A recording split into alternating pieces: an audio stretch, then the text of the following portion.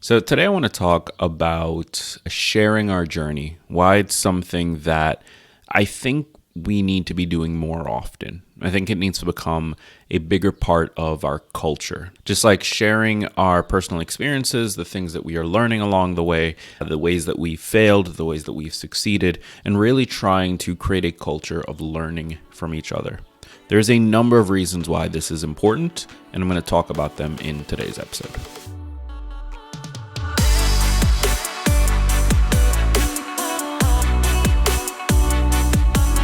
So the first big reason why this is something I think we need to be doing more of is that it allows us to borrow motivation from each other. So sharing our personal experiences, it can have this massive, profound effect on other people and on ourselves. It's not just this one-way thing where we are giving. It has effects that are beneficial to us as well. But it is massively helpful for other people. And one of the ways that it is being able to help them take the kind of action that inevitably leads to positive change. I talk about on this show all the time, change comes from action. Change comes from putting in the work and doing something different than you've already done. But it's really difficult to find the motivation to make that change, to take that action and to do it consistently. By creating this culture where we are able to learn from one another, where we're able to share with each other's journeys and experience each other's journeys, we also create a situation where our positive change, our positive action inspires other people and motivates other people to create that kind of change for themselves as well. Now, it's really easy. This is one of the things I have a problem with when it comes to personal development.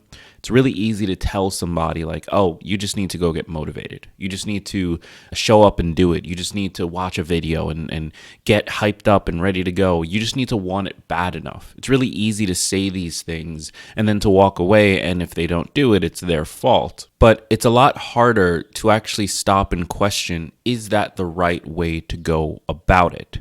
Now, there are a number of things that contribute to an individual becoming motivated or even losing motivation, but one of the most consistent ways to increase motivation is to borrow it from other people.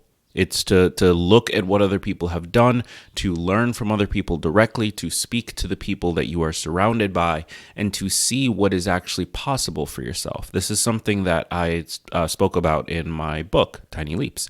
But being able to learn from other people and sort of borrow that motivation is something that we all benefit from. And it's something that when we choose to share our story, we give people that tool. We give them the additional resource they can pull on to power their own motivation and to drive their own energy towards taking action. And in addition to that, it's also a great way to show that no one is ever truly alone.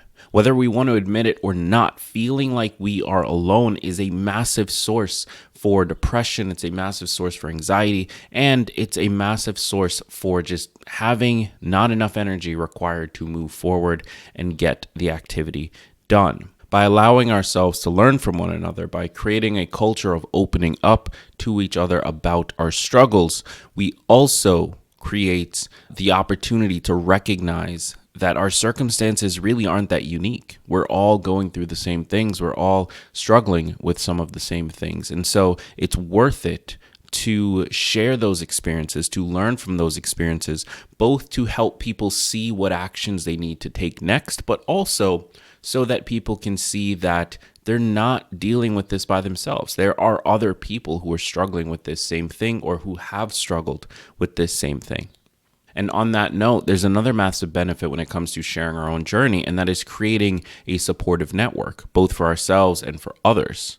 Sharing our experiences with others is an important part of living in a community. If you want to live in a society, then we are going to be aware of what other people are dealing with, whether we really want to be or not. That's just part of the price of living so closely together, and it's part of the benefit of living so closely together, because it helps us build relationships. It helps us to understand each other in a way that no one else really can.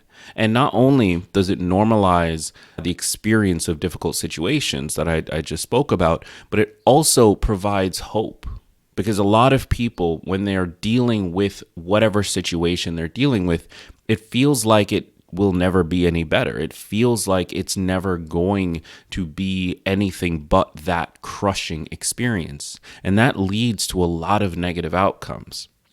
But by sharing our experiences, by openly talking about it, making it okay to ask about these things that we consider personal or we're embarrassed by, we give ourselves the opportunity to help others and to create a space where we can openly discuss these things without judgment. That gives those people who are struggling right now, the people who are suffering in silence, the place that they might need to be able to open up, to be able to ask for help, and to be able to share that maybe they're not doing too hot right now. But that comes from having a culture of being open first and foremost. By letting ourselves become open with each other, by letting ourselves be honest with each other, we create a supportive network. We allow people to connect with each other, to connect with themselves. We allow ourselves to connect with ourselves, and we give each other the permission that we need in order to move forward and to take the type of action that's required to make changes. And the last big benefit of this is that it allows us to break down barriers. Now, this is something that I think is incredibly important across the board, but it becomes extra important when we're talking about things like health and finances.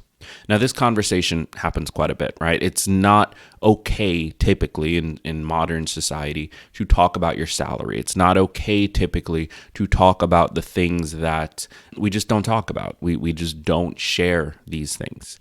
And that kind of puts us at a disadvantage. Because what we've seen throughout time is that, especially when it's related to our salaries, people who are doing the same job as us or people who are even doing less than us might be getting paid more or an equal amount than you are, even though you're doing significantly more work and contributing more. Now, that's not necessarily their fault. It's probably the company's fault. It's probably the organization's fault. But it is something that happens, and it's something that could be avoided if we were aware of the conversation that's being had around finances, around our paychecks and our salaries. By being more open with that type of conversation, by breaking down that barrier, we enable each individual person to have more power in the conversation when negotiating things like salary. If you're going into a job with the expectation of doing the same amount of work as somebody else, and you know that that person makes X amount, then you can demand X amount. Otherwise, you won't accept the job. That gives you power. That gives the next person power. Similarly, when it comes to our medical situation, this can be ridiculously personal and hard to talk about and share. But by breaking down that barrier, by being more open with one another, we often give ourselves the opportunity to learn what is actually out there for us, what is actually able to help us, what is actually going on. Now, of course, we don't want to take any type of diagnosis or treatment advice from someone who is not an expert in this. But if someone has dealt with the situation you're in, they can at the very least support you with what questions you should be asking your doctor. What questions are you not thinking about because you're way too stressed out that you should be bringing up to the professionals that are supporting you? We see situations with a medical malpractice and medical negligence often in this country. It happens all the time.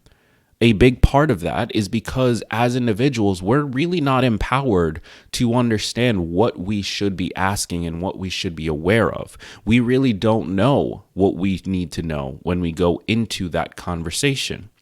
And while it's important to trust the expert and to trust that they have your best interest in mind, we also have to remember that they exist within a capitalist society. And so their focus is not always going to be on you. They're working with a number of clients. They're working with a number of people struggling with different situations. And it can be very easy to both make a mistake or to just not dig as deep as they should. And that's not entirely their fault.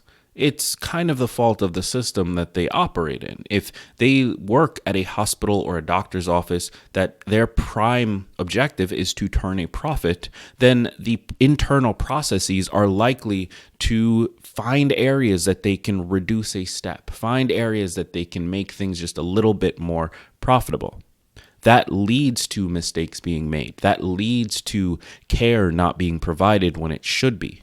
And by sharing these experiences, as much as we feel comfortable, by making it okay to talk about these things, by making it okay to support one another with these things, we allow ourselves the power we need to go into those conversations with the questions in mind that we should be asking, with the expectations in mind that we should have. And I want to be clear here, whether it's your job, the medical system, or any other system, I'm not telling you and I'm not advocating to ignore professionals or to look down on people who have spent their life trying to be good at this. That is absolutely not what I'm arguing. But you and I both know that in a capitalist world, profit comes first. And that profit is not necessarily being driven by your friendly neighborhood doctor. It's being driven by the person who owns the office or hospital. Empowering each other by sharing our experiences, sharing our journey with each other, enables us to do something that humanity has always done throughout all of history. And that is to support one another, to learn from one another, and to help each other get to the next step. That's why we've been able to come as far as we have.